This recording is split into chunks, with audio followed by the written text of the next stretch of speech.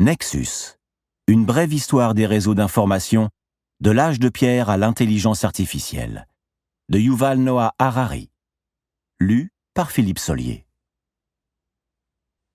Envisager l'information comme un nexus, un vecteur de lien social, permet de mieux comprendre plusieurs aspects de l'histoire humaine qui mettent à mal la vision naïve de l'information comme représentation.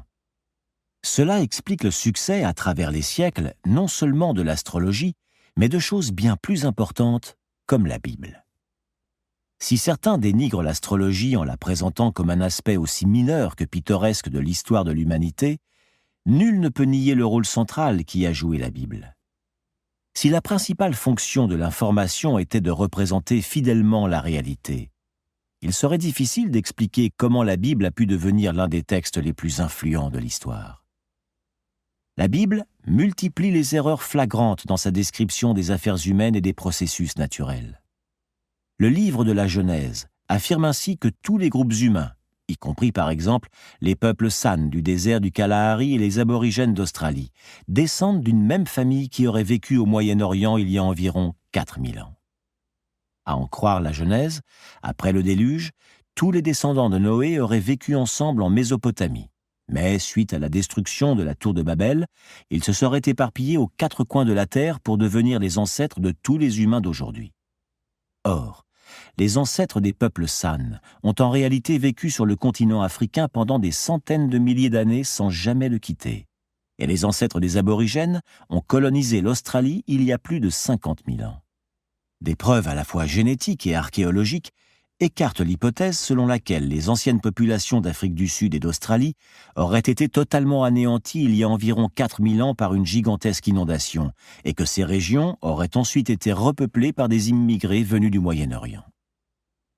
Une autre distorsion de la réalité, plus grave encore, concerne les maladies infectieuses telles que nous les connaissons.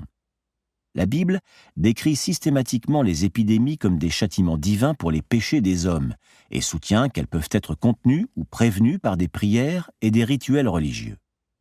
Or, les épidémies sont évidemment causées par des agents pathogènes, et c'est grâce au respect de règles d'hygiène et au recours à des médicaments et des vaccins qu'on peut les contenir et les prévenir. Tout cela est largement admis aujourd'hui, même par les autorités religieuses comme le pape qui, pendant la pandémie de la Covid-19, conseillait aux gens de se confiner plutôt que de se rassembler pour prier ensemble. Pourtant, bien que la représentation qu'elle donne de la réalité des origines de l'humanité, de ses migrations et des épidémies qui la frappent laisse grandement à désirer, la Bible ne s'en est pas moins montrée très efficace pour connecter des milliards d'hommes et créer les religions juives et chrétiennes.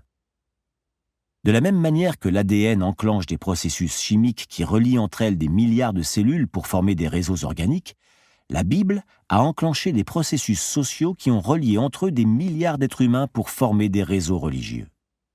Et de même qu'un réseau de cellules peut accomplir des choses que les cellules individuelles sont incapables de réaliser, un réseau religieux peut réussir des prouesses dont les humains pris individuellement sont incapables. Par exemple, construire des temples, instaurer des systèmes juridiques, célébrer des fêtes religieuses et mener des guerres saintes. Pour conclure, l'information représente tantôt la réalité, tantôt non. Mais toujours, elle connecte. C'est sa caractéristique fondamentale. Par conséquent, lorsqu'on étudie le rôle de l'information dans l'histoire, bien qu'il soit parfois pertinent de demander avec quelle exactitude représente-t-elle la réalité, est-elle vraie ou fausse, les questions les plus cruciales sont généralement les suivantes. Dans quelle mesure connecte-t-elle les gens? Quel nouveau réseau crée-t-elle?